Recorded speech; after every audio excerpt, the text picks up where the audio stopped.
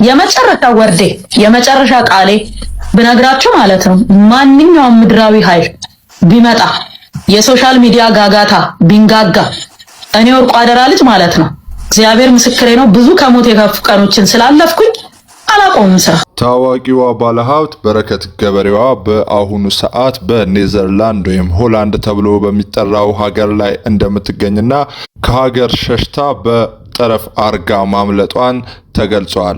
ሰላም ተመልካቾች እንደምን ከርማችኋል? ዛሬም እንደተለመደው አዲስ አነጋጋሪ እንዲሁም ወቅታዊ መረጃ ይዘንላችሁ ቀርበናል። እስከ ቪዲዮአችን ፍጻሜ ድረስ አብራችሁን ቆዩ እያልን ለዛሬ የያዝንላችሁን ቪዲዮ እስክንጨርስላችሁ ቻናሉን ሰብስክራይብ እንዲሁም ቪዲዮውን ላይክ ማድረጋችሁን እንዳትረሱ እንላለን። እስከ ቪዲዮ መጨረሻ ድረስ አብራችሁን ቆዩ። አስቀድመን እንደተናገርናችሁ የታዋቂዋ ባለሀብት እንዲሁም የሚዲያ ሰው በረከት ገበሬዋ በአሁኑ ሰዓት ከተከሰሰችበት የክስ መረጃ በማምለጥ በአሁኑ ሰዓት በእድገት ሀገሯ እንዲሁም ለረጅም ጊዜ በቆየችበት ሀገር ወደ ኔዘርላንድ እንዲሁም ሆላንድ ተብሎ በሚጠራው ሀገር መሄዷን እንዲሁም መሸሿን ተገልጿል ማለት ነው።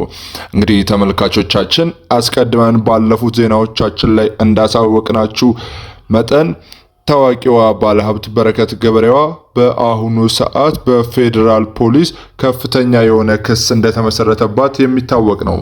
ክስ ላይ ከቀረቡት 4 ሰዎች መካከል ፖሊስ በከባድ የሙስና ወንጀል እንደሚፈልጋቸው ወይንም ይፈልጋሉ ወንትድ ሲል ያስታወቃቸውን ሰዎች በረከት ገበሬዋ ወይንም በሙሉ ስሟ በረከት ወርቁ አደራ ተብላም ትታወቀውን ጨምሮ 4 ሰዎች ላይ ችሎት ላይ ሳይቀርቡ እንዲሁም በረከት ገበሬዋ ደግሞ ከሀገር እንደወጣች ተገልጿል ማለት ነው። ተከሳሹ በችሎት እንዲገኙ ለመጠባበቅ ተለዋጭ ቀጠሮ ተሰጥቷልም ሲባል የፌዴራል ፍርድ ቤት ማሳወቁን አውሳውቋል ማለት ነው።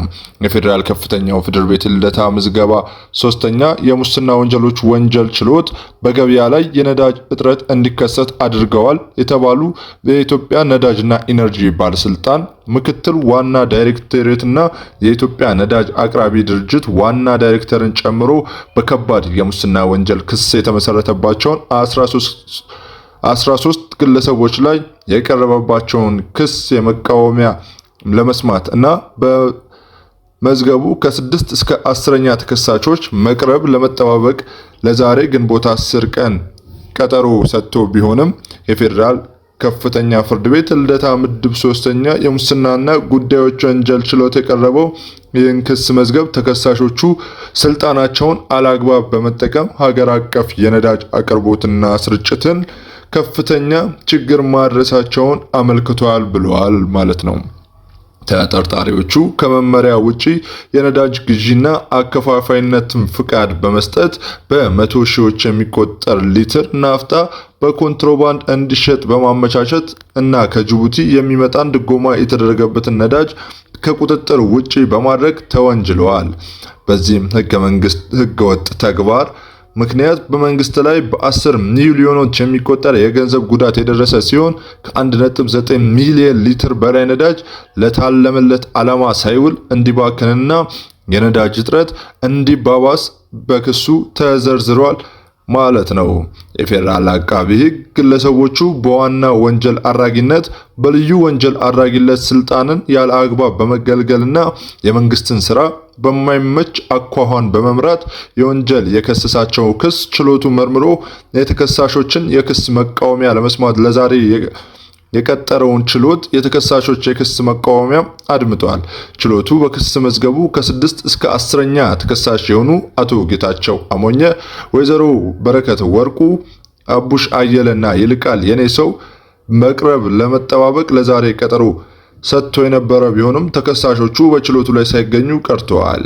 ተጠርጣሪዎቹ ላይ ፖሊስ በከባድ የሙስና ወንጀል እንደሚፈልጋቸው ማስታወቂያ ያወጣባቸው መሆኑ እንደሚታወቅ ሲሆን በቀጠሮው መሰረት የተሰየመው ችሎቱ የክስ መዝገቡ ላይ የመቃወሚያ ያቀረቡትን ተከሳሾችን በማድመጥ ብይን ለመስጠት እንዲሁም ከ6 እስከ 10ኛ ተከሳሾችን ፖሊስ ለችሎቱ እንዲያቀርብ ለመጠባበቅ ለሰኔ 1 ቀን ቀጠሮም ሰጥቷል ማለት ነው። ተከሳሾቹ በቀጠሮ መሰረት ለችሎቱ የማይቀርቡም ከሆነ ፖሊስ ያልቀረቡበትን ምክንያት እንዲገልጽ ትዕዛዝ ሰጥቷል ማለት ነው። በሌላ በኩል ለኛ እንደተገለጸውም መሰረት ይፈለጋሉ ከተባሉት መካከል ወይዘሮ በረከት ወይንም በረከት ገበሬዋ ከሀገር ወጥተው አየርላንድ ሀገር እንደሚገኙ በማህበራዊ ሚዲያ ላይ በቪዲዮ ሲናገሩ ተመልክቷል ማለት ነው። እንግዲህ ተመልካቾቻችን ይህን ወንጀል የሰሩ ተጠርጣሪዎች እዚህ በምስሉ ላይ እንደምትመለከቱት በከፍተኛ የሙስና ወንጀል እንዲሁም የማጭበርበር ወንጀል እንደተከሰሱ ይታወቃል ማለት ነው። እንግዲህ ከነኚህ ወንጀለኞች መካከል በዋነኝነት የምትታወቀው በረከት ገበሬዋ ወይንም በረከት ወርቁ በመባል የምትታወቀው ሰው ስትሆን ይህች ባለሀብት በኢትዮጵያ ውስጥ በከፍተኛ ሁኔታ ለረጅም ጊዜ ከባባድ ወንጀሎችን ከባባድ የሙስና ስራዎችን ስትሰራ እንደቆየችና ከኢትዮጵያ ንጹህ ገበሬዎች ላይ ከፍተኛ የሆነ የመሬት ምዝበራ እንዲሁም የገንዘብ ምዝበራ እንዳደረሰች የሚታወቅ ነው።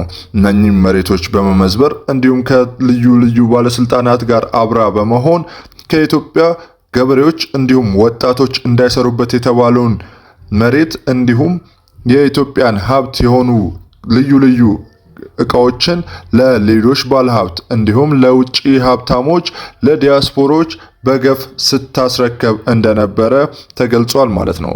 ይህች ሴት እንግዲህ ለረጅም ጊዜ በኢትዮጵያ ውስጥ ነው ያለሁት ማንም ሊይዘኝ አይችልም በማለት በከፍተኛ ሁኔታ ስትንቀሳቀስ በነጻነትም ስትዞር እንደነበረች ይታወሳል።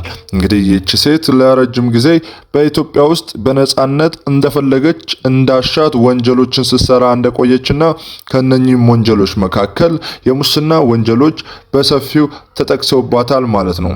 ማለትም ብዙ ባለሀብቶች ከውጭ በሚመጡበት ወቅት ለሷ ከፍተኛ የሆነ ገንዘብ በመስጠት ከመሬት አስተዳደር ጋር በመሆን ከፍተኛ የሆኑ የገበሬ መሬቶችን እንዲሁም የመንግስት ባዶ መሬቶችን ለነኚህ ባለሀብት በነፃ ስታሰጥና መሬቱ እንዲመዘበር ከፍተኛ የሆነ አስተዋጽኦ ስታደርግ እንደነበር ይታወቃል ማለት ነው።